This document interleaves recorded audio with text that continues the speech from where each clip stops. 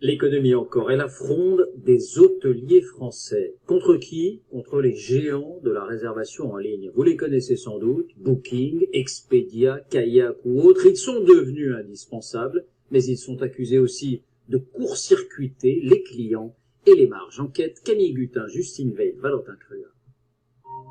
Pour trouver votre lieu de vacances aujourd'hui, un réflexe.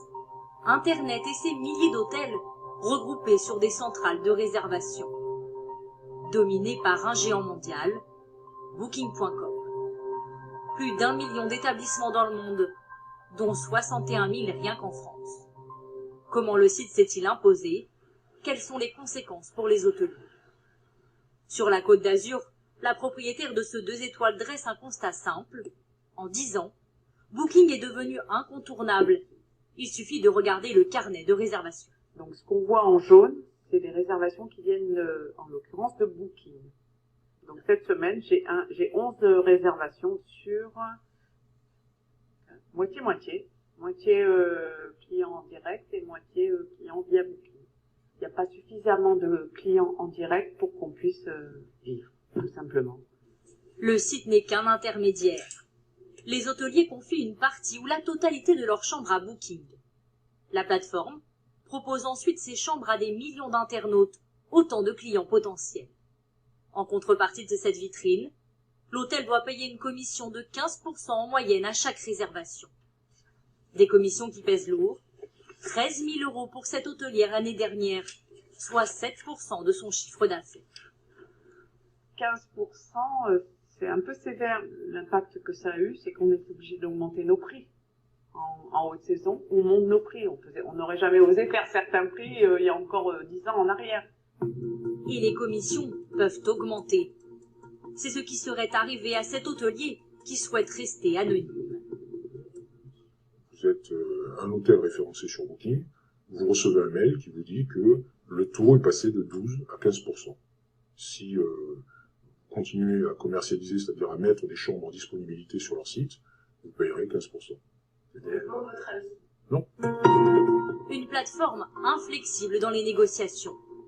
C'est loin d'être la seule critique soulevée par les hôteliers. Selon eux, le site s'accapare le nom de leur établissement. Lorsque l'on tape le nom d'un hôtel sur Internet, ici l'hôtel de la Gare à Saint-Nazaire, c'est le site Booking qui apparaît en premier.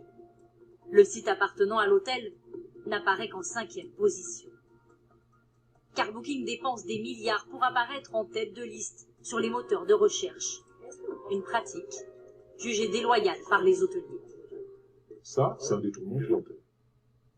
Tout simplement, on utilise votre nom et votre nom de domaine pour capter votre clientèle et se l'approprier parce que Booking s'approprie la clientèle des hôtels.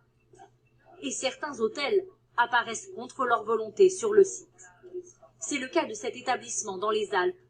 Photo, adresse, description, mais indiqué en petits caractères, pas ouvert à la réservation, juste à côté d'un lien qui suggère d'autres hébergements à proximité. Le but, capter le client et l'inciter à réserver un autre hôtel sur Booking. Contacté, le gérant dit avoir demandé plusieurs fois la suppression de l'annonce, sans succès. Mais si certains hôteliers sont mécontents, le site fait tout de même des heureux, les consommateurs. Il fait le travail de comparaison pour nous, en fait. À partir du moment où il nous propose déjà tous les hôtels disponibles et il affiche les prix, c'est un gain de temps, en fait, je pense.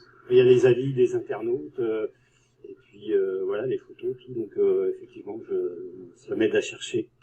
Mais les clients font-ils de bonnes affaires sur Booking? Le site a fait des prix bas et des promotions ses arguments de vente. Pourtant, ils sont uniquement fixés et décidés par les hôteliers, tout comme les offres promotionnelles. Le site ne propose donc pas de tarifs plus avantageux.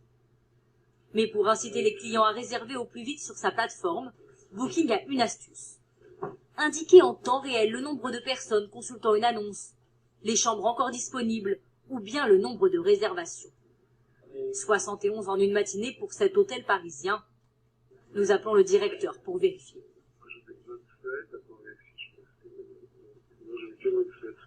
Donc 27 réservations depuis ce matin, pas 71. Voilà.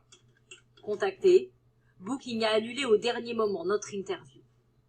La riposte des hôteliers, elle s'organise avec la création de plateformes concurrentes, gérées directement par les professionnels de l'hôtellerie.